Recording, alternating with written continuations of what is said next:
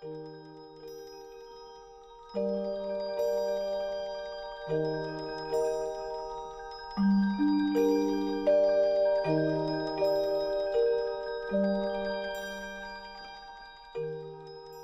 know what you're thinking.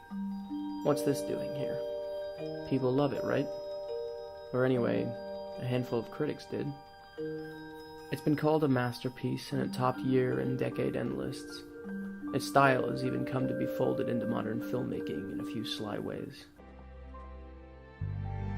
The shotgun would ignite, and LMA would scream.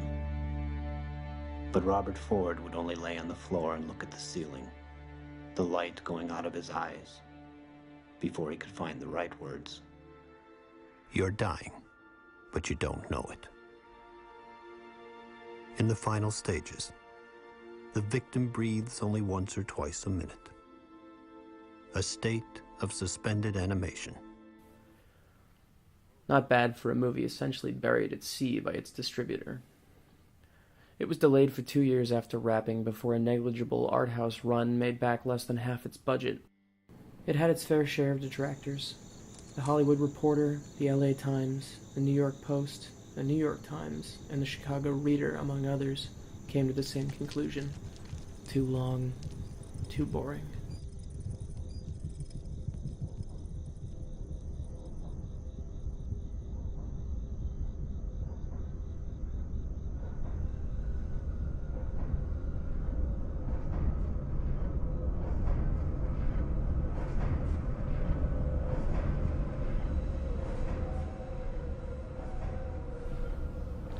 It was cheated of an Oscar for cinematography, and its director's cut may never see the light of day. Indeed, its director, Andrew Dominic, seems to distance himself from it a little more every year. At a revival screening of the film a few years back, he demurred on the subject of alternate cuts of the movie. He said, "That would be like talking about dead kids. They were great. Now they're gone." Maybe this film doesn't need me, but I don't mind confessing that I need it. With every year since I first saw it, in my living room, as I live too far from any theater showing it, the film has grown in importance to me. Its cast is littered with gifted performers at the height of their power and luminousness. Its score, by Nick Cave and Warren Ellis, is a classic in its own right. And he stole from the rich, and he gave to the poor. He got a hand and a heart and a brain. With apologies to Terrence Malick, whose style Dominic occasionally co-opts without mercy, it's the most visually beautiful movie of the last 30 years. Many of cinematographer Roger Deakins' images were shot with lenses made specifically for the film. The result is somewhere between a tintype Has laid Jesse James in his grave. and an oil painting. It was Robert Ford, that dirty little coward. I wonder how does he feel? The tableau perfectly mirrors a world defined by eroding mental stability and counterfeit masculinity. A way of life is ending, and so the film encases its doomed dreamers in amber for an ice age which will turn Jesse James into legend, and his violent crimes into righteous adventuring.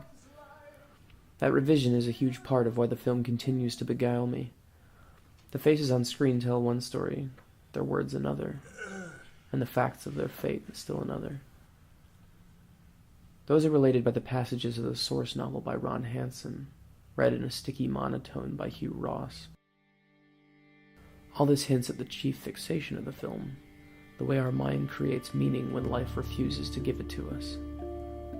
Robert Ford is in one sense nothing more than a confused and besotted acolyte, but squint, and his study of Jesse James comes to look journalistic.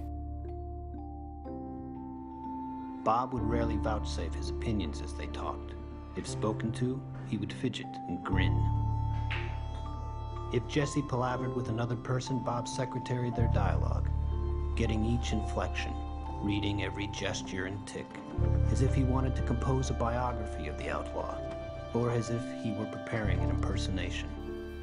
Privileged with the company of the hero he worshipped as a boy, he now takes great pains to observe everything there is to see about the man whose outlaw figure has been supplanted by one of flesh and bone, made weary through years of having his story told by strangers.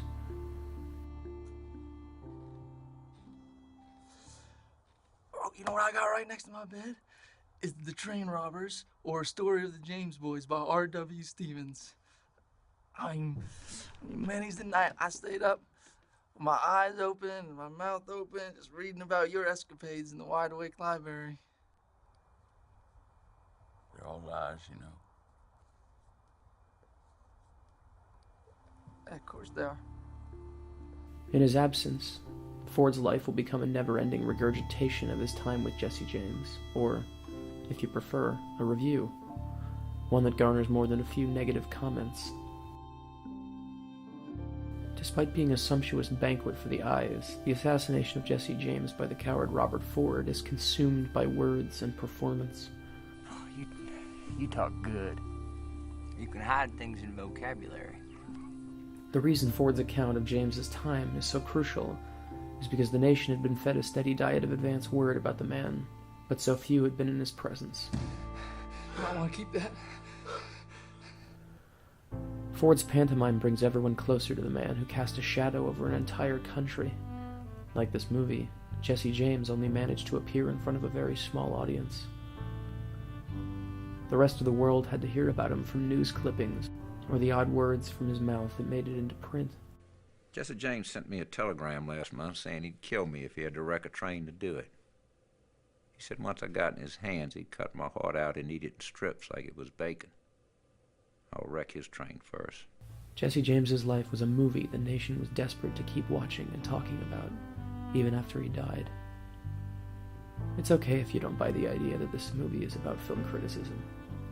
It's okay if you choose to view it as one in a long line of eccentric, acidic films about the death of the Old West and the ugly contradictions inherent in nostalgia. I submit mine to you because last month I turned 26, and I finally really know what it feels like to not be able to connect to the events of your childhood. I make no great claims for my adulthood, my maturity, or improvements in my reasoning power. I still see the same pattern of bad judgments I made in my youth crop up time and again. This movie taught me to accept the good things I've done for myself, and try to let old habits go when they rear their head. I just know that I now look upward into a register of years that seemed impossibly foreign to me a few weeks ago. And if there is any movie that makes literal the killing of your former self and the acceptance of your permanent self, it's this. Robert Ford spends the whole movie pursuing adulthood, and when it's finally thrust on him, he sees how lonely it can be. His gang all goes to jail or dies, and he's left with just his memories of the man he worshipped above all else.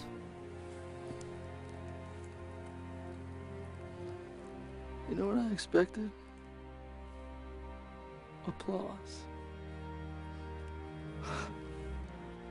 I was only 20 years old then. I couldn't see how it would look to people.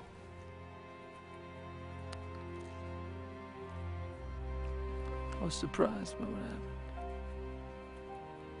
They didn't applaud. He was ashamed of his boasting, his pretensions of courage and ruthlessness. He was sorry about his cold-bloodedness, his dispassion, his inability to express what he now believed was the case. That he truly regretted killing Jesse. That he missed the man as much as anybody, and wished his murder hadn't been necessary.